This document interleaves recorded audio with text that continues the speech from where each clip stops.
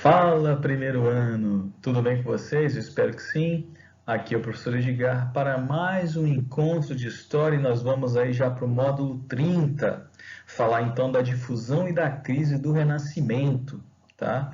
Então peguem a postura de vocês aí no módulo 30 e vamos começar a navegar pela história do Renascimento. Nossa, eu estou muito narrador, né? Que isso. Mas vamos embora. A Itália, né, nesse período aí, vai passar por uma crise. A gente vai ver agora quais são os elementos que vão levar à crise do Renascimento, tá? A Itália, como a gente viu na última aula sobre a origem do Renascimento, ela vai se tornar, digamos assim, o difusor das ideias renascentistas. Por quê?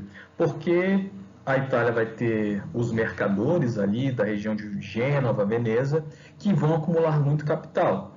E nesse acúmulo de capital, né, esses navegadores vão querer meio que simular assim uma determinada nobreza, uma determinada riqueza.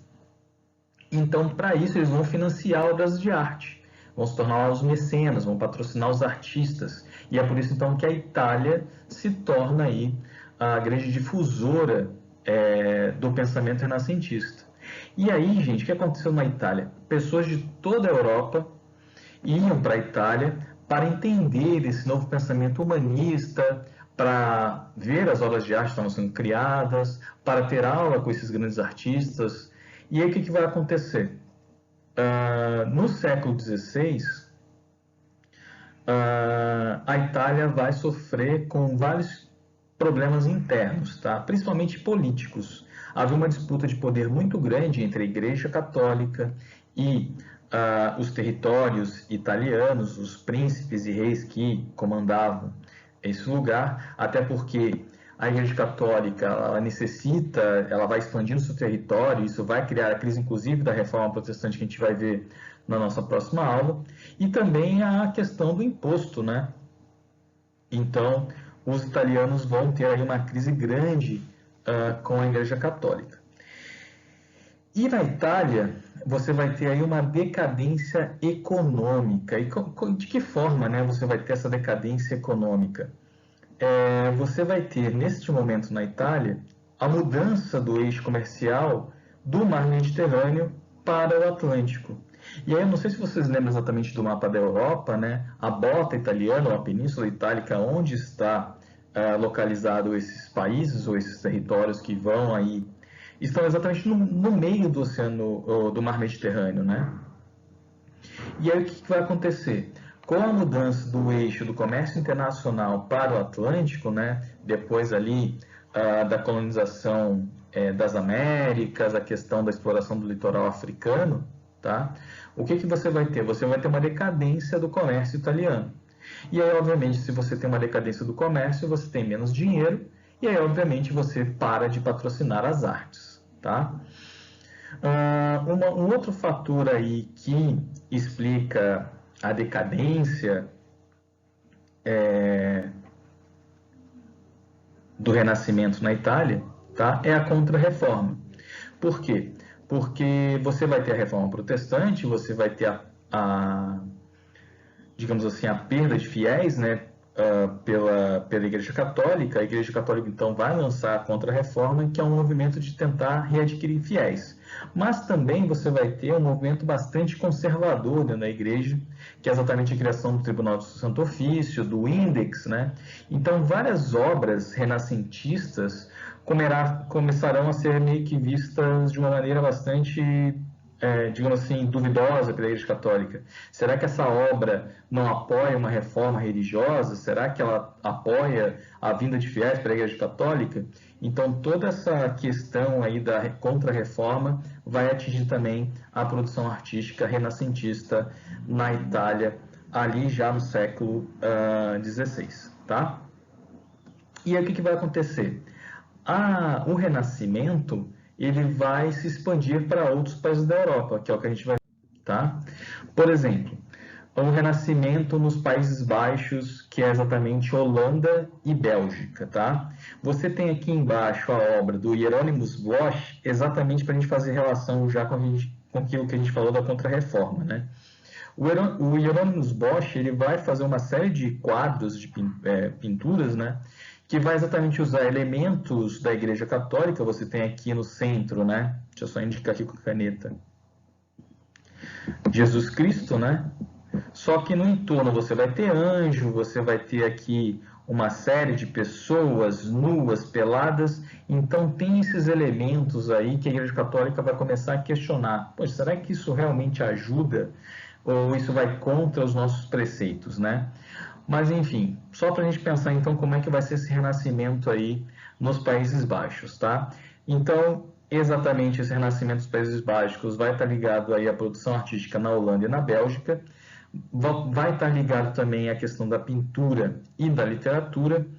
Os principais nomes da pintura flamenca, ou seja, da pintura holandesa e belga, tá?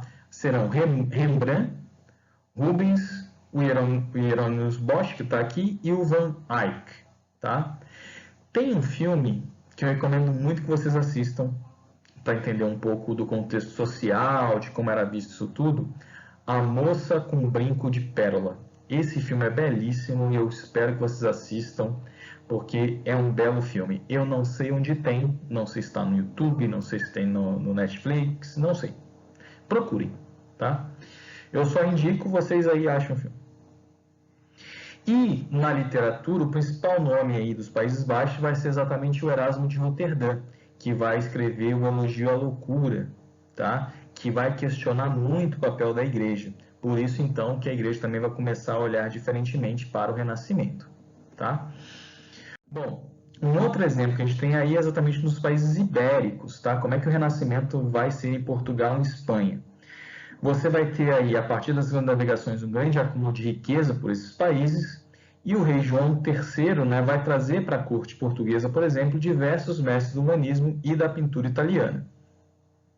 Esses mestres do humanismo vindo para Portugal, Portugal então vai conseguir desenvolver, principalmente na literatura, peças renascentistas. E essas peças renascentistas estarão muito ligadas às sagas portuguesas, porque eles vão se inspirar onde? Lá na Guerra de Troia, né? Na viagem de Ulisses, né? Então essas grandes sagas do período antigo, da Odisseia,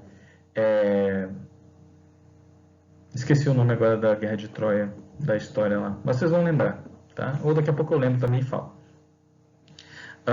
Essas grandes sagas, grandes histórias da Grécia Antiga tentarão ser reproduzidas, mas agora na realidade portuguesa. E talvez o maior símbolo disso seja a obra de Luís de Camões, que é Os Lusíadas, que exatamente vai contar essa saga dos portugueses para além-mar, dessas descobertas, entre aspas, né? Porque eles não descobriram nada, porque já existia, mas esse avanço português sobre os mares internacionais, né, de se lançar ao mar, serão traduzidas na literatura através de uma grande saga, que é exatamente aí Os Lusíadas. Um outro escritor muito importante português vai ser Gil Vicente, né? Aqueles Autos das Barcas lá, que vocês devem ver em literatura, quando vocês falam lá do período arcaico, se eu não me engano, se não for Robinho vai me matar, mas enfim, deve ser isso, porque eu também não sou muito ligado em história da literatura, tá? E aí você tem as críticas à sociedade e à igreja, tá? E obviamente que isso aí é muito baseado nas peças teatrais que eram escritas aí pelo Gil Vicente. Você vai ter na Espanha o El Greco, tá? Que é um pintor, e também na Espanha você vai ter aí o Miguel de Cervantes, ridicularizando a sociedade feudal através do seu livro Dom Quixote. E o Dom Quixote depois inspira vários outros escritores, tá? Então, o Dom Quixote aí é um grande exemplar do renascentismo espanhol, ok? Vamos falar um pouco do renascentismo na França, tá? Vai iniciar exatamente quando inicia a crise italiana. Então, iniciando a crise italiana, começa o renascentismo na França. O rei Francisco I vai encarregar, né, vários dos seus embaixadores, ou seja, diplomatas que estavam em outros países, de comprar os manuscritos antigos que estavam na Itália, que estavam no Oriente, e ele vai tentar trazer esses manuscritos para a França. E o principal, digamos assim, representante do renascentismo francês é o Rabelais, tá? O Rabelais vai fazer uma crítica ao direcionismo teológico da Sorbonne, que era a Universidade Francesa. Ele vai defender aí a razão e a natureza humana, tá? Que depois vai inspirar todos os iluministas, tá? Principalmente essa coisa da razão, de explicar o mundo a partir das experiências humanas e não exatamente a partir da experiência divina, tá? Falar um pouco sobre o Renascimento na Inglaterra. Vai ter início ali no reinado de Elizabeth I, ou como está traduzido na apostila de vocês, Isabel I. Ela vai transformar a sua corte em universidade, numa criativa universidade. Só que o Renascimento na Inglaterra vai ter ali um traço sui generis. O que é sui generis? Um traço bastante particular desse Renascimento inglês, que por mais que eles vão se inspirar, né, nessa cultura clássica, vindo lá de Grécia e Roma, eles vão conservar uma determinada originalidade dos povos anglo-saxões. Tá? Então, você tem uma mistura bastante interessante para pensar aí o Renascimento na Inglaterra. Nós podemos destacar aí três principais escritores cientistas, tá? Da Inglaterra. O primeiro dele, Thomas More, que vai escrever o livro Utopia, que é um país imaginário onde não existe propriedade privada, nem pobres e nem ricos. Então, é exatamente uma utopia, aquilo que a gente sonha. Inclusive, vai dar origem a essa palavra utopia, que é exatamente de um futuro melhor. Você tem aí a distopia, que é um futuro pior. Tá? Por exemplo, quando a gente pensa lá em The Walking Dead, né, nessa questão do zumbi, isso é uma distopia, é um futuro que vai ser pior do que a gente tem no presente. Uma utopia é um futuro melhor do que a gente tem no presente. Tá? O William Shakespeare, que vocês já devem ter ouvido falar na vida de vocês, através das obras Romeu e Julieta, Hamlet, etc., eles vão fazer essas obras teatrais que vão questionar muitos costumes da época, mas vai defender a ordem.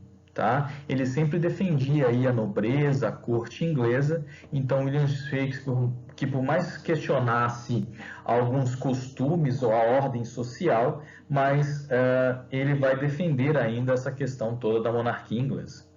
E por último, você vai ter aí o Francis Bacon. Engraçado, tem uma pizzaria aqui em Florianópolis chamada Chico Toicinho, que é exatamente inspirado no nome do Francis Bacon, né? O Francis Bacon, ele vai inaugurar o método empirista. Ele é um dos precursores do iluminismo, tá? Por quê? Porque ele vai defender que as experiências ou a ciência tem que partir da observação da natureza. E aí você observando, experimentando, você vai criar ali o método empirista, que tudo aquilo que você quiser provar, você tem então que experimentar. Por exemplo, se eu quero provar que existe gravidade, eu solto um lápis e observando a queda do lápis eu consigo então discorrer sobre a teoria da lei da gravidade, tá? Então, o Francis Bacon vai exatamente aí dar início a esses métodos científicos, e quando a gente fala de ciência, eu já falei para vocês, a gente tem que falar de método. Método é ciência, ciência é método. Ou seja, para você produzir ciência, no caso da história, você tem que ter um método de pesquisa, tá? Então, o Francis Bacon inaugura isso aí já lá no Renascimento na Inglaterra. E para finalizar, eu gostaria de falar para vocês sobre o Renascimento na Europa Central, tá? Deixa eu só ver aqui exatamente isso, na Europa Central.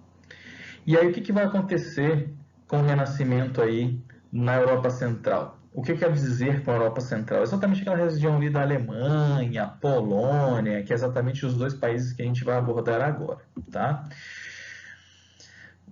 Nessa região da Alemanha ali, você vai ter uma dificuldade muito grande da implementação, pelo menos da chegada do Renascimento nesses lugares. Por quê? Porque esse lugar era um lugar bastante fragmentado, né? Tinham vários reinos, vários príncipes, vários reis. Você não tinha um poder centralizado onde demandasse, digamos assim, uma ação efetiva renascentista digamos assim, de pensar a ciência e por aí vai. Você vai ter também um outro impedimento, que é a questão da reforma protestante, tá? Vamos dizer que nesse momento aí você vai ter essa parte da Europa muito mais voltada para a disputa política e religiosa do que realmente para o pensamento racional e humanista.